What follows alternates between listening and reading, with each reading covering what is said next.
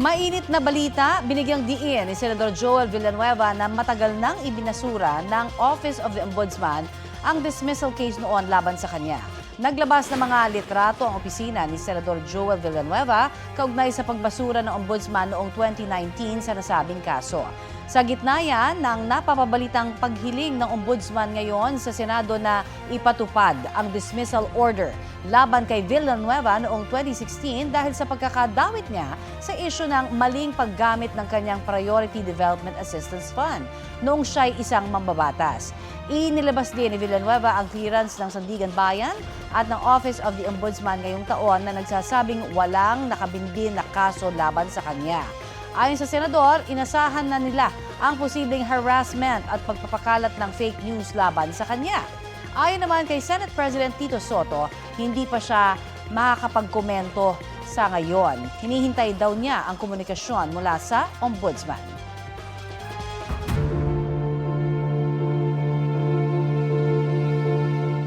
Nahaharap sa patong-patong na reklamo sa Ombudsman sina Tarlac 3rd District Representative Noel Rivera, kanyang asawang si Concepcion, Tarlac Vice Mayor Evelyn Rivera, pati DPWH Tarlac 1st District Engineer Neil Farala. Inihain niya ng grupong United Filipino Against Crime and Corruption dahil sa halos 600 million pesos na halaga ng mga proyektong inaward sa 3G Construction, kung saan nakalistang presidente ang kongresista habang treasurer naman ang kanyang asawa. Kabilang sa mga isinampang reklamo ang plunder, paglabag sa Anti-Graft and Corrupt Practices Act, unexplained wealth, pati violation of Government Procurement Act. Sinusubukan pa namin kunin ang kanilang pahayag. Isinapubliko na rin ni Senate President Tito Soto at Senador Robin Padilla ang kanilang Statement of Assets, Liabilities and Net Worth o SALN. Sa SALN ni Soto, nakasaad na mahigit 188 million pesos ang kanyang net worth as of June 30, 2025. As of December 31, 2024, mahigit 244 million pesos naman ang net worth na ipinakita ni Senator Robin Padilla. Naglabas na rin ng kanyang SALN si House Speaker Faustino D. III. Mahigit 74 million pesos ang kanyang idineklarang net worth. Muli ring binuo ni D ang SALN Review and Compliance Committee ng Kamara na susuri sa mga panuntunan ng pagsasapubliko ng SALN ng mga kongresista. Mark safe daw mula sa sunog ang mga dokumento ng DPWH na may kaugnayan sa mga iniimbestigahang flood control projects. Detalye po tayo sa ulat on the spot ni Joseph Morong. Joseph?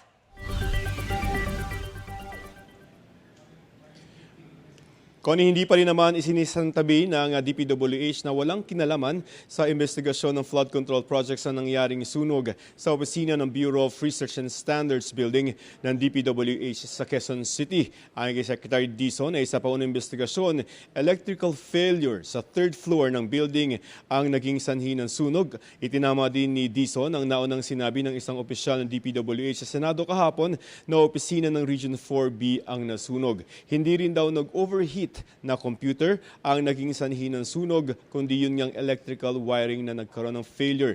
Nagkaroon ng DPWH ng inventaryo ng mga dokumento sa naturang building at wala raw mga dokumento na may kaugnayan sa flood control projects ang naapektuhan. Kung may mga nasunog man raw na mga dokumento doon ay nakascan naman ito at naka-backup.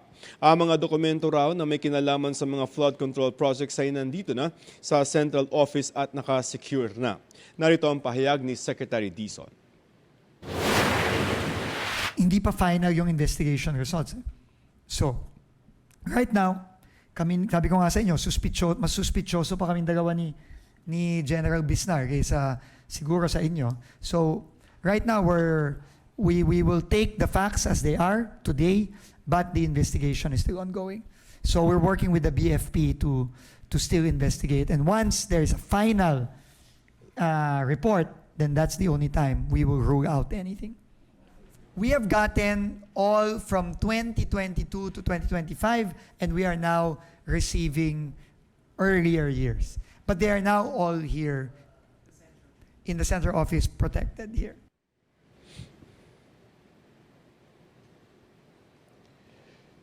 Connie, kanina ay nagkaroon ng pagpirma ang DPWH ng mga Memorandum of Agreement sa Anti-Money Laundering Council o AMLC as sa Philippine Competition Commission. Ito ay para mas mapabilis at magkaroon ng institutional na pakikipag-ugnayan ng mga ahensya para mabawi ang pera ng taong bayan mula doon sa mga manumalyang flood control projects. Ayon sa AMLC ay nasa 5.2 billion pesos na ang nafi-freeze nila ng mga ari-arian ng mga personalidad na sangkot dito sa anomalya. Connie?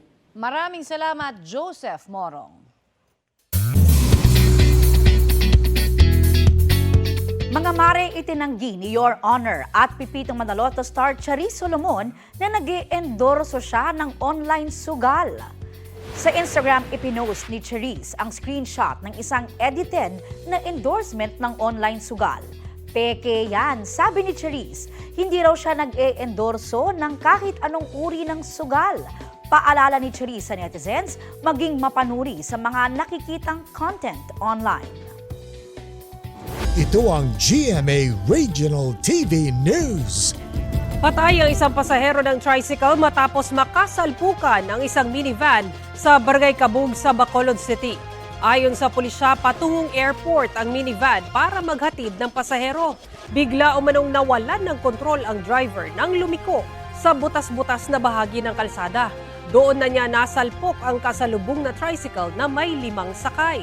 Nasa kustudiya na ng mga otoridad ang driver ng minivan na humingi ng tawad sa insidente. Agad namang tinakpan ng lupa ang butas-butas na bahagi ng kalsada. Patuloy na ginagamot sa ospital ang mga sugatang biktima.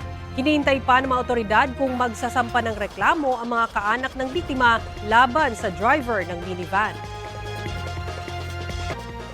Arestado ang 2 senior citizen at isa pa nilang kasama sa isang drug den umano sa Batangas City.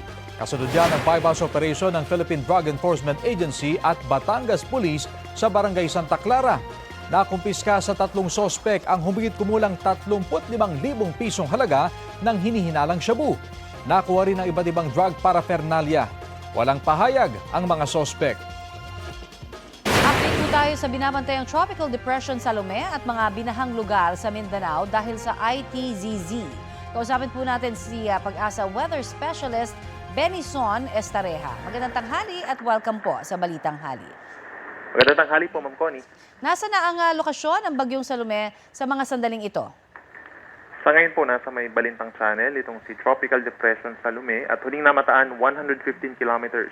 Hilagang kanluran ng Calayan, Cagayan, taglay ang hangin na 45 kilometers per hour, so bahagyang humina pa ito at may pagbugso hanggang 55 kilometers per hour at kumikilos patimog kanluran at 20 kph.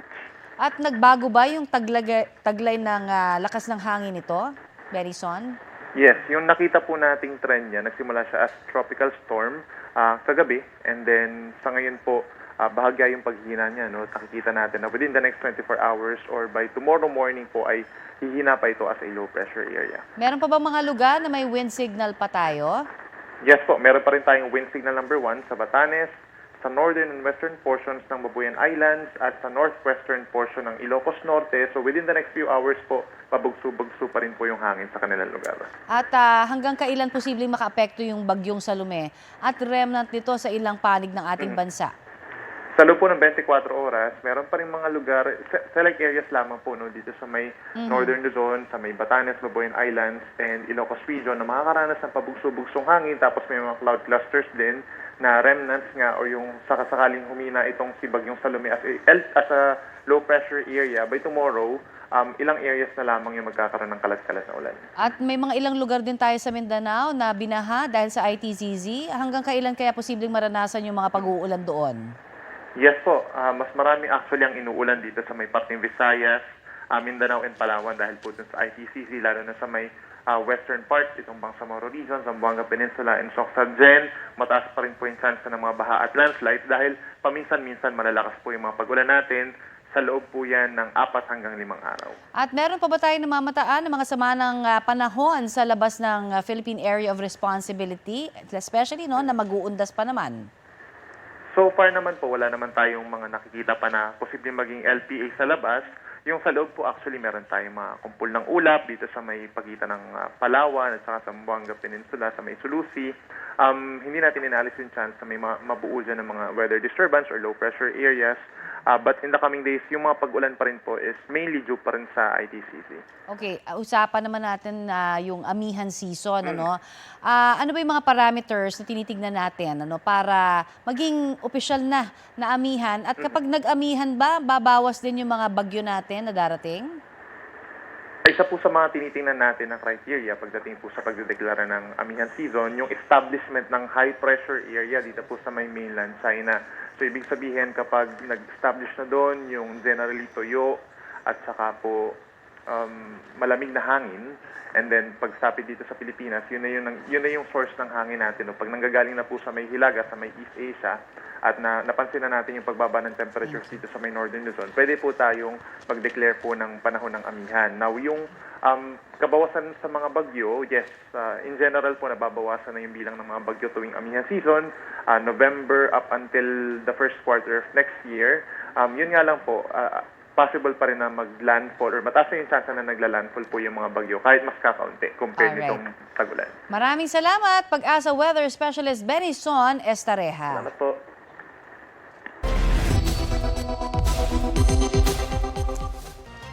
Bistado ang dalawang sangkot umano sa investment scam matapos gamitin ang pinekeng video ni Pangulong Bongbong Marcos para makapanloko. Good morning, my Princess Marie Faith. I know you waited for me. Can't wait to see you.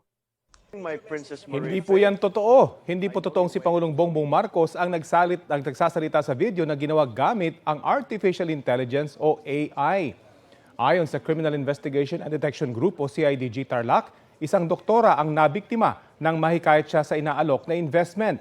Pumayag daw siya dahil may nagpadala sa kanya ng mga mamahaling regalo na sinabing galing sa Pangulo. Umabot daw sa 73 milyong piso ang naibigay niya sa mga suspect sa loob ng halos isang taon. Arestado ang dalawang suspect sa isang entrapment operation sa Angeles, Pampanga. Sinusubukan pa namin silang kunan ng pahayag. Sabi ng Malacanang, walang dudang deepfake ang video.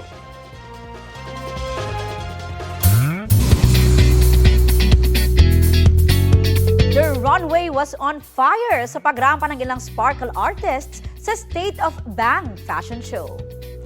Confident in his suit si former PBB housemate Michael Sager sa kanyang first ever runway experience kagabi. Looking handsome rin si hating kapatid star Vince Maristella on his second fashion show.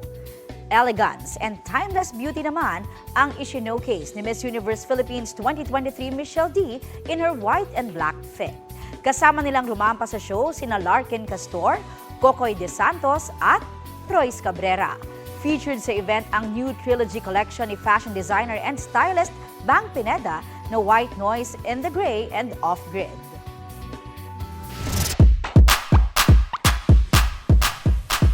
Refreshing scenery ang hatid ng isang fall sa Oslo, Cebu. Sa ganda raw ng tanawin, baka raw ma-fall ka rin. Ow! Anong falls kaya yan? Ito, yan yung Tumalog Falls sa Barangay Natalio. Movie feels ang eksena ng pagbagsak ng tubig mula sa kamanghamanghang rock formation. So, Kwento ng uploader na si Mildred Embana, isa ang talon sa mga pinuntahan nila ng kanyang fiancé at kaibigan na gandang-ganda raw sila sa tanawin. Malaki na rin daw ang ipinagbago ng lugar dahil nung una niyang punta, kakaunti pa lang ang tubig. Ang breathtaking view na yan may 6.5 million views na online. wow na wow! Ganda! Yes, ganda. Pero ingat po kayo, baka madulas. Oh. Ah,